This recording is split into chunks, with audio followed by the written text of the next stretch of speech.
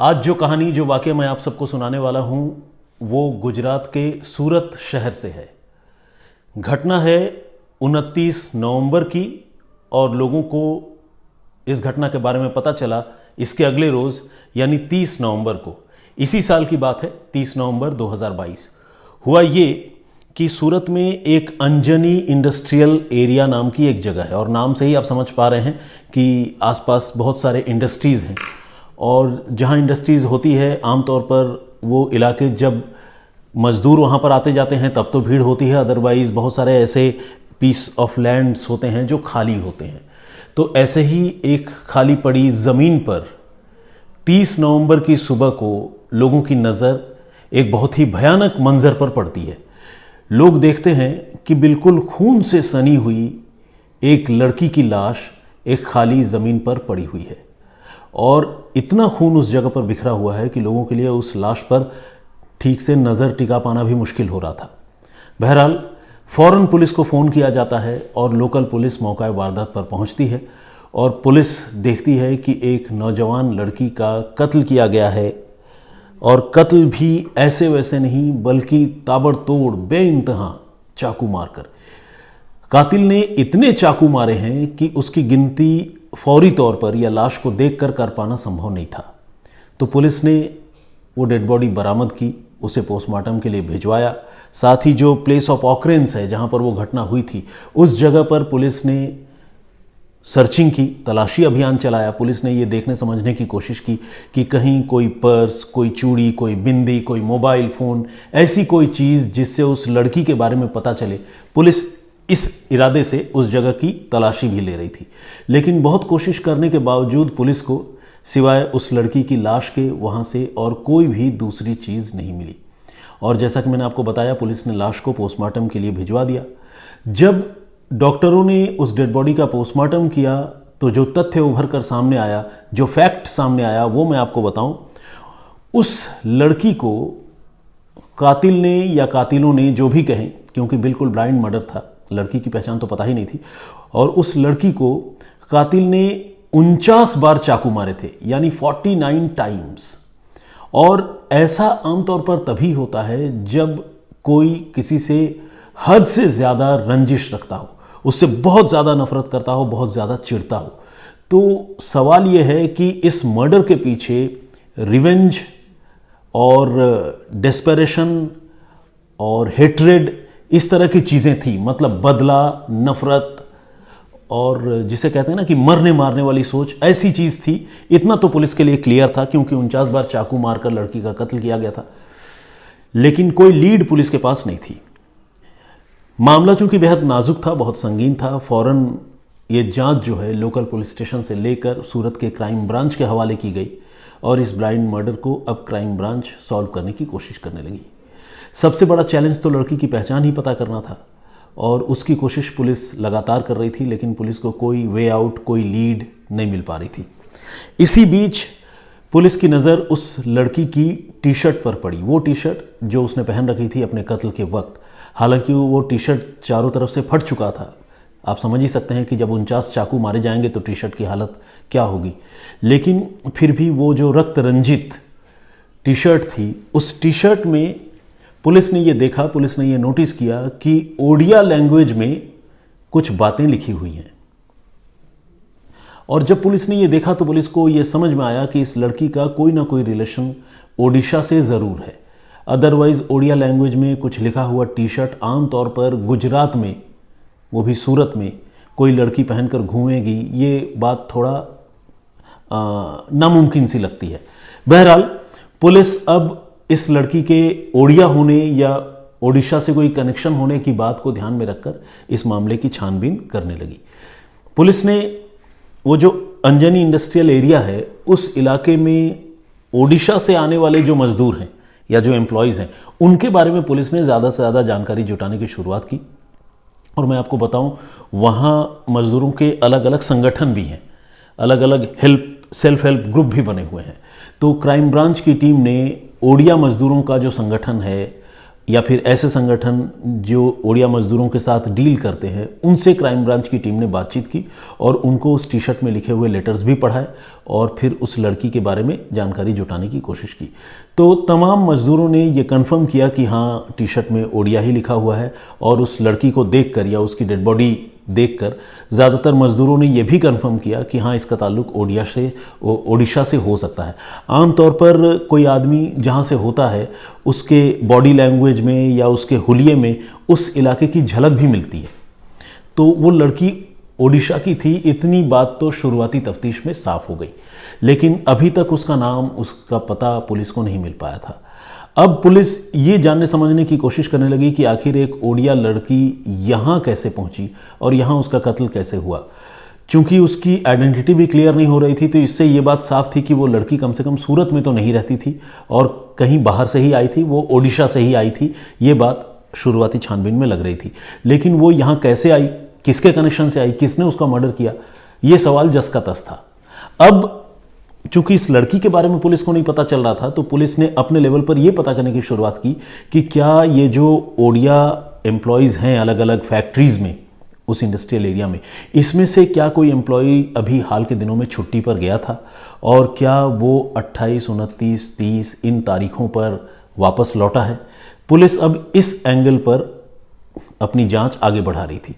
जब पुलिस ने ये कोशिश की, जब पुलिस ने अलग अलग लेबरर्स के बारे में पता किया, तो पुलिस को कुछ लोगों की जानकारी मिली और इनमें से एक नौजवान, एक लड़का ऐसा था जो 29 तारीख को ही ओडिशा से लौटा था। 29 को ही यह हत्या भी हुई थी और उस लड़के ने 30 तारीख को यानी 30 नवंबर को अपना काम रिज्यूम किया था, यानी अपनी फैक्ट्री में फिर से अपने काम पर चला गया था। तो ये जो बात थी, ये बात पुलिस को क्लिक कर गई और पुलिस को लगा कि अब इस लड़के को हमें वेरीफाई करना चाहिए। इस लड़के का नाम था जगन्नाथ गौड़ा। तो जगन्नाथ गौड़ा से पुलिस ने पूछताछ करने का फैसला किया और उसे पुलिस ने, जिस फैक्ट्री में भी वो काम करता था, वहाँ से पुलिस ने उसे हिरासत में लिया। उसका ताल्लुक, उसका रिलेशन जो है ओडिशा के भुवनेश्वर से था और जैसे ही उससे पुलिस ने पूछताछ की तो पहले तो उसने इधर उधर की बातें कही, लेकिन जब पुलिस ने सस्टेन्ड इंटरोगेशन किया और साइकोलॉजिकली उसके साथ ट्रीटमेंट किया, तो वो लड़का ये मान गया कि इस मर्डर के पीछे उसी का हाथ है और जिस लड़की की उसने हत्या की है वो कोई और नहीं बल्कि उसकी गर्लफ्रेंड है। अब अपनी गर्लफ्रेंड की इतनी भयानक तरीके से हत्या उसने क्यों की, ये एक बड़ी अजीब बात थी। क्योंकि अगर गर्लफ्रेंड है और गर्लफ्रेंड यहाँ नहीं रहती है सूरत में, वो ओडिशा में रहती है, वहाँ से अगर वो गर्लफ्रेंड आई है तो यहाँ हत्या करने की वजह क्या हो सकती है, और वो भी इस तरह से। पुलिस को अभी इस सवाल का जवाब जानना था। लेकिन इसी बीच ये जो जगन्नाथ गौड़ा है, उससे पुलिस ने जब पूछताछ की तो उसने बताया कि वो भुवनेश्वर में था छुट्टी में और वो अपनी गर्लफ्रेंड को भुवनेश्वर से ही यहाँ लेकर आया था और यहाँ लेकर आने के बाद फिर उसने अपने गर्लफ्रेंड की जान ली और उसकी गर्लफ्रेंड का जो नाम है वो है सीमा कुनीदास।